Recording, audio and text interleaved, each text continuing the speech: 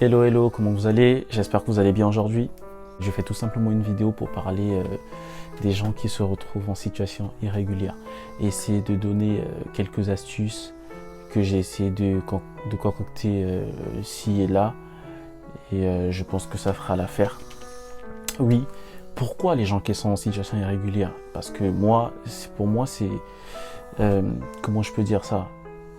C'est mon devoir d'aider ces gens-là qui se retrouvent en situation irrégulière en France. Mais pourquoi c'est mon devoir? Parce que je ne vais pas vous mentir que ça me fait mal de voir des gens souffrir, trimer, juste parce qu'ils n'ont pas un bout de papier, juste parce qu'ils n'ont pas ce fameux papier, et pour certains qui ne vivent pas dignement, juste parce qu'ils n'en ont pas en fait. Parce que pour moi, je pense qu'on est tous terriens. Il n'y a pas de... certes, pour certains Africains, ainsi de suite, moi, je me considère comme un terrien. Après, certes, je suis africain, il y a des Asiatiques, il y a des Américains, mais on est tous d'une même planète, quoi. Donc, pourquoi ne pas faire des vidéos pour pouvoir aider certaines personnes à trouver des réponses à leurs questions pour améliorer leur vie? Donc, je disais, ma vidéo, elle est destinée aux gens qui se retrouvent en situation irrégulière, qui veulent avoir un titre de séjour. Et voilà. Donc, avant de commencer, je vais vous demander tout simplement de liker la vidéo, de commenter, de vous abonner à ma chaîne. Ça me fera vraiment plaisir. Et surtout, commentez. Donc, on commence. On va... qu'est-ce que je disais? Ouais. Comment faire une demande de titre de séjour vie privée et familiale? Telle est la première question.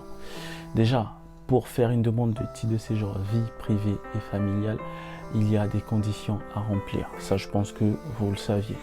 Et la première condition à remplir, il ne faut pas être une menace pour l'ordre public. Donc, il ne faut pas avoir été condamné.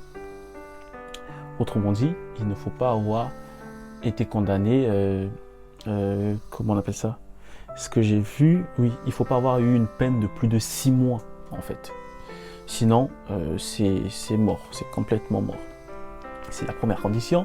Et après, les autres conditions dépendent de quel type de séjour vous voulez avoir. Après, de quel type de séjour vous voulez avoir. Le titre de séjour vie privée et familiale, il y a plusieurs catégories. Il y a plusieurs critères en fait. Il y a le titre de séjour vie privée et familiale pour parents d'enfants français, titre de séjour vie privée et familiale pour conjoint ou conjointe de français, donc époux de français, titre de séjour vie privée et familiale par rapport à la circulaire Valls. Il y a le titre de séjour vie privée et familiale pour étrangers malades. Et il y a le titre de séjour par rapport au regroupement familial, si je ne me trompe pas. Pour un début, je vais vous donner les critères pour le parent d'un enfant français.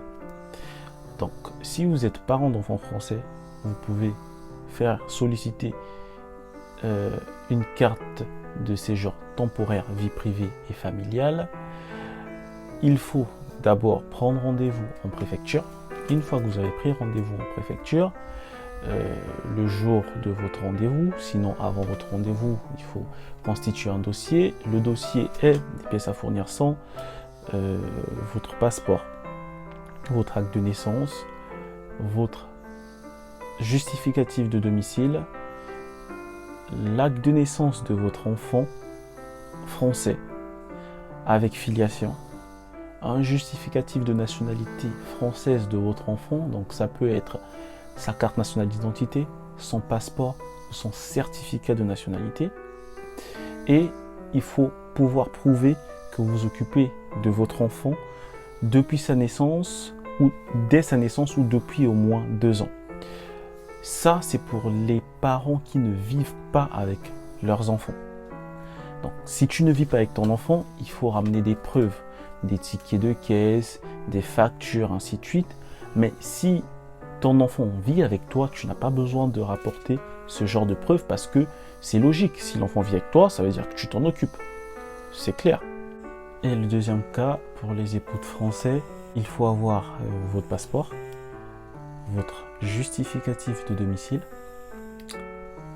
votre acte de naissance, votre acte de mariage, la pièce d'identité de votre conjoint ou de votre conjointe, la présence de votre conjoint ou de votre conjointe, les timbres de 50 € lors du rendez-vous. Pour la circulaire VALS, je vais énumérer 3 points. Le premier point, c'est si vous avez des enfants scolarisés.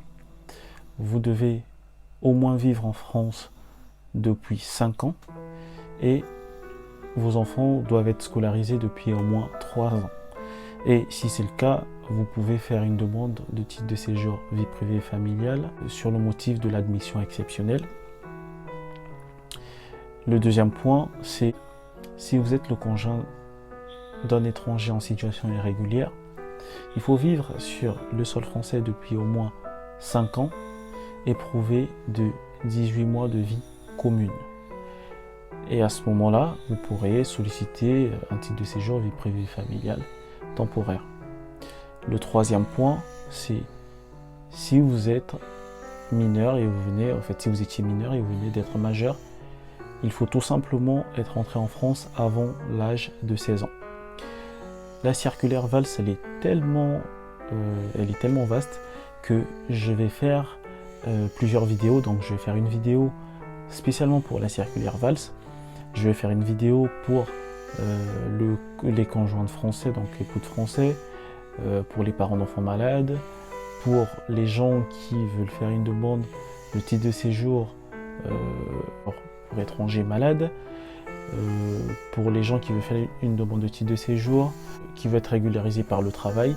Je ferai une vidéo sur chaque point et pour que ce soit un peu plus clair et un peu plus précis. Je vous remercie d'avoir suivi ma vidéo et si vous avez aimé, n'oubliez pas de la liker, de la partager, de la commenter et surtout de vous abonner. Je compte sur vous et on se retrouve sur une prochaine vidéo. Ciao, ciao, bisous.